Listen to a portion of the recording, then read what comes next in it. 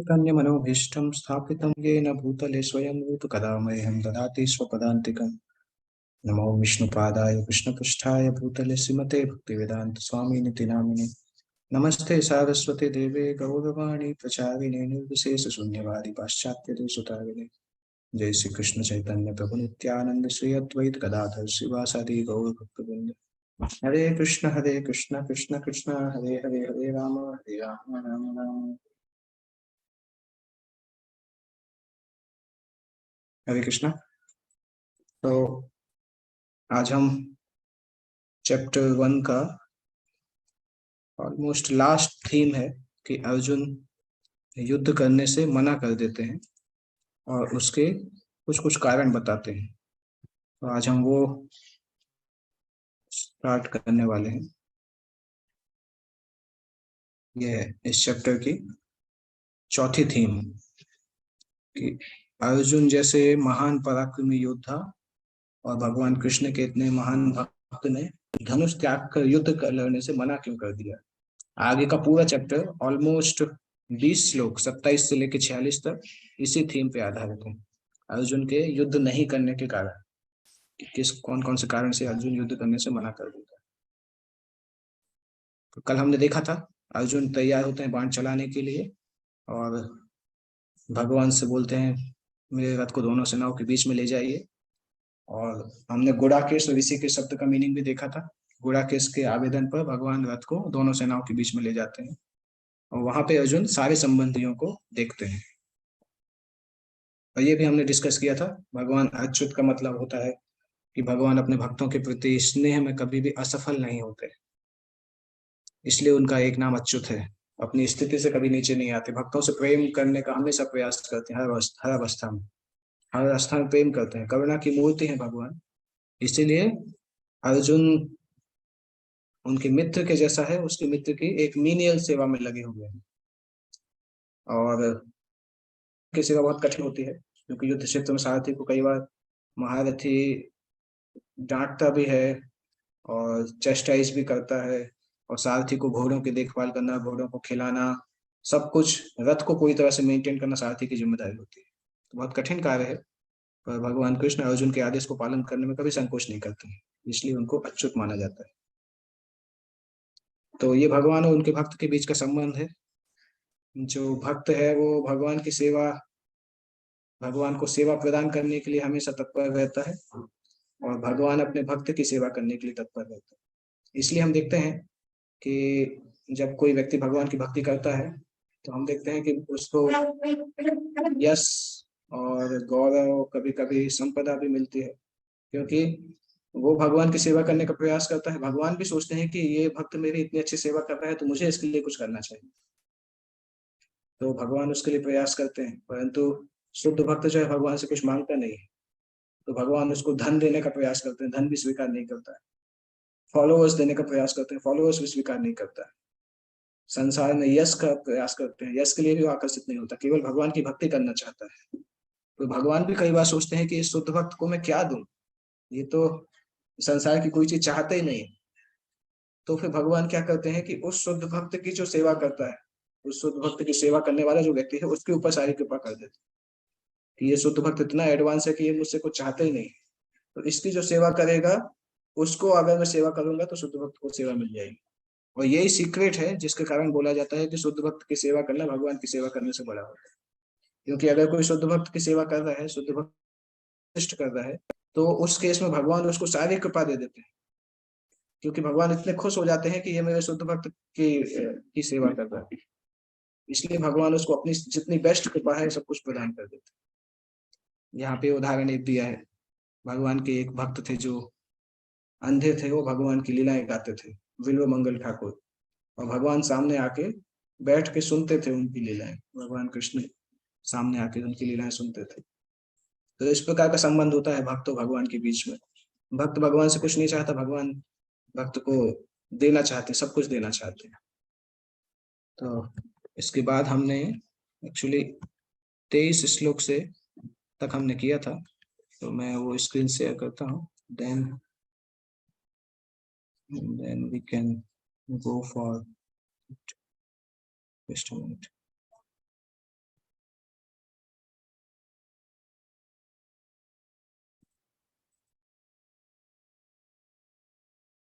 Yeah. Now we can share the screen. 23वें श्लोक में अर्जुन भगवान से बोल रहे हैं, योत्स्यमानानवेक्षेऽहं य एतयत्र समागताः धातराष्ट्रस्य दुर्बुद्धे युद्धे प्रियचिकीर्षवः। अर्जुन बता रहे हैं कि युद्ध करने वालों में, युद्ध करने वाले, युद्ध से माना नाम मतलब युद्ध करने वालों को अवेक्ष मैं देखना चाहता हूँ, जो यहाँ पर इकट्ठा हुए हैं, या एते अत्र समागत है, जो लोग भी यहाँ पर युद्ध करने के लिए इकट्ठा हुए हैं मैं उनको देखना चाहता हूँ। क्योंकि जो भी धृतराष्ट्र के पुत्रों की तरफ से युद्ध कर रहे हैं वो भी धृतराष्ट्र के पुत्रों के जैसे ही होंगे। इसलिए इसमें अर्जुन बोल रहे हैं धातराष्ट्र से दुर्बुद्धि, धृतराष्ट्र के पुत्र जो दुर्बुद्धि हैं उनकी मदद करने के लिए कौन कौन साथ में आया है मैं देखना चाहता हूँ, क्योंकि सभी उसी प्रजाति के होंगे। जो व्यक्ति खराब लोगों के साथ रहता है वो भी खराब है। तो अर्जुन देखना चाहते थे कि दुर्योधन की मदद करने के लिए कौन कौन आया है। इसलिए बोला जाता है कि व्यक्ति हमेशा लाइक माइंडेड लोगों के साथ रहे, क्योंकि लाइक माइंडेड लोगों के साथ रहते हैं तब फिर हमारे अच्छे विचार आते हैं। जैसे संगति करते हैं वैसा मन होता है। इसलिए हम बोलते हैं भक्तों के साथ रहेंगे तो भक्ति के लिए बहुत अच्छा होगा, क्योंकि जैसी संगति हम करते हैं वैसे हमारे मन में विचार डेवलप होते हैं।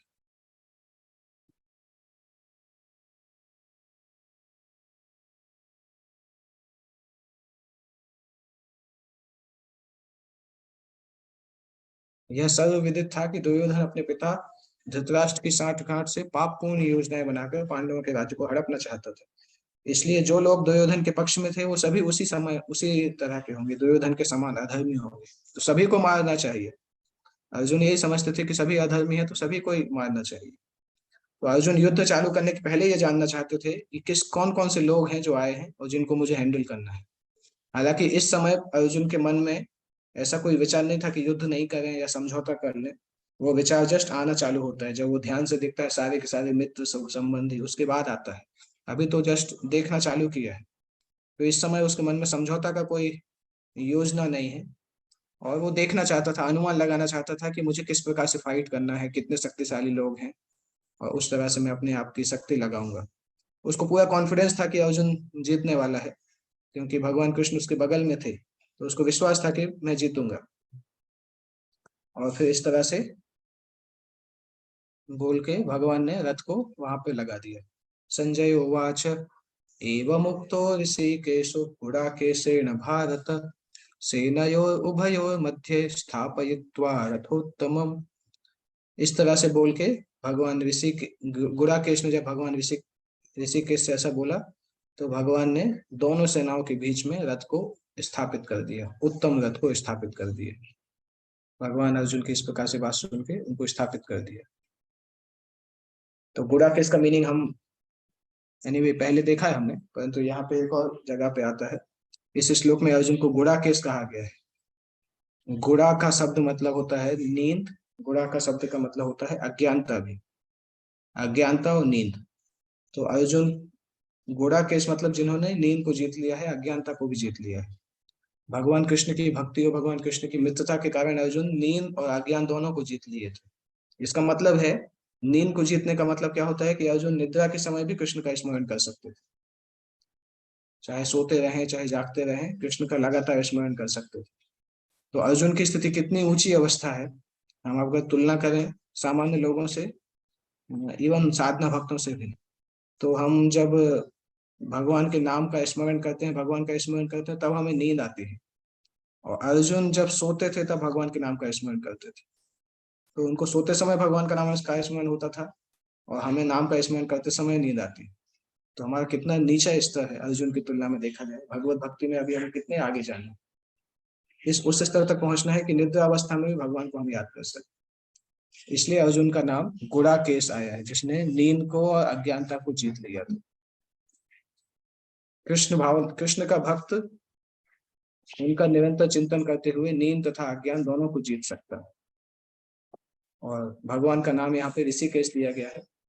तो ऋषिकेश का मतलब होता है जो कि इंद्रियों के स्वामी होते हैं और इंद्रियां उनके अंडर में कार्य करती हैं। तो कृष्ण अर्जुन के मंतव्य को समझ गए और दोनों सेनाओं के बीच में रथ को रख के बोले। भीष्म द्रोण प्रमुखतः सर्वेषां च महीक्षिताम् उवाच पार्थ पश्यैतान् समवेतान् कुरुनीति। इस प्रकार से भगवान ने बोला कि वहां पे भीष्म उपस्थित थे, द्रोण उपस्थित थे, और सर्वेषां च महीक्षिताम्, संसार भर के जितने भी बड़े बड़े राजा थे सभी वहां पे उपस्थित थे। तो भगवान ने बोला पार्थ पश्यैतान्, हे अर्जुन देखो यहाँ पर कुरुओं की सेना को, कुरु वंश के सारे सदस्यों को यहाँ पर इकट्ठा देखो। इस प्रकार से भगवान ने बोला। प्रैक्टिकली देखा जाए तो भगवान के ये पहले शब्द हैं भगवत गीता में, पहली बार भगवान अभी बोल रहे हैं यहाँ पे। इसके पहले जो है वो बैकग्राउंड का वर्णन था। तो भगवान ने बोला कि हे अर्जुन कुरुवंश के सारे लोगों को यहाँ पर देखो।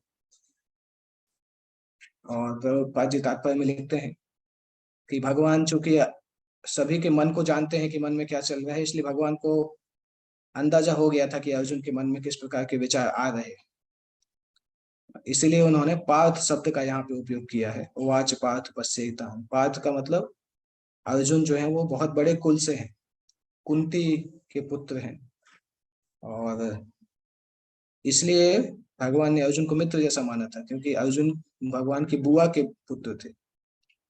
तो अर्जुन को भगवान बता रहे हैं कि चूंकि अर्जुन उनके पिता वसुदेव की बहन कुंती के पुत्र थे, इसलिए उन्होंने अर्जुन का सारथी बनना स्वीकार किया था। तो भगवान अर्जुन के मन को जान रहे हैं कि किस प्रकार से अर्जुन के मन में विचार आएंगे कुछ देर में, इसलिए बता रहे हैं कि आप इतने बड़े वंश से हैं, इसलिए इतने कमजोर विचार आपके मन में नहीं आने चाहिए, युद्ध से पीछे हटने का विचार मन में नहीं आना चाहिए। इस तरह से भगवान बता रहे हैं। और देन वहां पे अर्जुन ने क्या क्या देखा। तत्रापश्यत् श्रितान् पार्थ पितृनथ पितामहान् आचार्यान् मातुलान् भ्रातॄन् पुत्रान् पौत्रान् सखींस्तथा स्वसुरान् सुहृदश्चैव सुनयोरुभयोरपि। दोनों सेनाओं के बीच में अर्जुन ने किस किस को देखा। तत्र अपश्यत स्थितान पार्थ, वहां पर खड़े होकर अर्जुन ने पितृनथ, पितृनथ का मतलब होता है चाचा ताऊ, पिता के भाई, बड़े भाई छोटे भाई पितृनथ कहलाते हैं। पितृनथ पितामहान, पितामहान मतलब दादा, दादा और दादा के भाई पितामह की कैटेगरी में आते हैं। आचार्य मतलब टीचर, द्रोणाचार्य वहां पे थे, कृपाचार्य थे। मातुलान, मातुलान मतलब मामा, शकुनी मामा थे। और भी जो माँ की तरफ से थे, और भी जो अर्जुन की जो कौरवों की जो माँ थी, और भी रानियां थी, उनके जो भाई थे वो मामाओं के जैसे थे। भ्रातृ मतलब भाई, सारे के सारे कौरव और पांडव भाई थे। पुत्र मतलब स्वयं के पुत्र, और कौरवों के पुत्र मतलब भाई और भतीजे, पुत्र और भतीजे। और पौत्र मतलब सेकंड जनरेशन, पौत्र मतलब पुत्र के पुत्र। सखिन मतलब मित्र। ससुर मतलब ससुर, ससुर मतलब जानते हैं, ससुर का मतलब हम जानते हैं कि पत्नी के पिता। और सुहृद, सुहृद मतलब जो हृदय के बहुत करीब है। तो ये सारे के सारे रिलेशन हृदय के बहुत करीब होते हैं। अर्जुन ने जब देखा तो चारों तरफ यही लोग दिखाई दिए। प्रैक्टिकली फाइट जो थी वो घर की फाइट थी, तो सारे के सारे ऑलमोस्ट सभी के सभी उसको वहां पे दिखाई दिए। और जब उसने बाकी सेनाओं को देखा तो उसको दिल लगा कि बहुत सारे मित्र भी हैं, उसके खुद के मित्र भी हैं। और उसके बाद फिर अर्जुन थोड़े दुखी हुए। तान समीक्ष स कौन्तेय सर्वा बंधून उपस्थितान कृपया परया विष्णु विसीदन इदम अब्रवीत। उन सभी को देखकर अर्जुन जब अपने सारे मित्रों को वहां पर उपस्थित देखते हैं तो उस समय कृपया परया विष्णु, कृपया परया विष्णु मतलब अर्जुन भाव विह्वल हो जाते हैं। सामान्यतः अर्जुन बहुत कोमल हृदय के हैं, कोई भी भक्त कोमल हृदय का रहता ही है। तो उस कोमल हृदय होने के कारण अर्जुन के मन में ये विचार आता है कि मैं सबको क्यों मारूं, क्यों हिंसा करूं राज्य के लिए। तो कभी कभी वो भक्त के लिए नेचुरल भी है, क्योंकि भक्त करुणावान होते हैं। इसलिए उस कृपा के कारण कृपया परि आविष्ट, आविष्ट है मतलब कृपा से भर गए, भाव से भर गए। विसीदन इदम अब्रवीत, अर्जुन पूरी तरह से भाव विह्वल हो जाते हैं। और भाव विह्वल होने के बाद अर्जुन भगवान कृष्ण से बोलना प्रारंभ करते हैं युद्ध क्षेत्र में। तो ये यहाँ से फाउंडेशन स्टार्ट होता है। आगे अर्जुन बोलना प्रारंभ करेंगे, 5 कारण बताते हैं जिस कारण से वो युद्ध नहीं करना चाहते हैं। और उन 5 कारणों का आंसर देने के लिए भगवान अगले आगे के अध्याय बताते हैं, दूसरा और तीसरे अध्याय में प्रैक्टिकली सारे क्वेश्चंस के आंसर दे देते हैं। अर्जुन जो जो भी कारण बताते हैं उन सारे रीजंस को भगवान डिफ्यूट कर देते हैं और अर्जुन को कन्विंस करते हैं कि आपको अधर्म को खत्म करने के लिए युद्ध करना चाहिए। तो ये भूमिका है। अर्जुन के जो क्वेश्चन है वो हम नेक्स्ट क्लास से स्टार्ट करेंगे। जो अर्जुन प्रश्न करने वाले हैं नेक्स्ट क्लास में हम उनको स्टार्ट करते हैं। किसी को कोई प्रश्न पूछना है? अगर कोई प्रश्न नहीं है सो वी कैन एंड, क्योंकि मेरी एक और क्लास है 8 बजे, तो हम एंड करते हैं। अगर कोई को प्रश्न है तो लिख सकते हैं, कल हम डिस्कस कर सकते हैं इसको।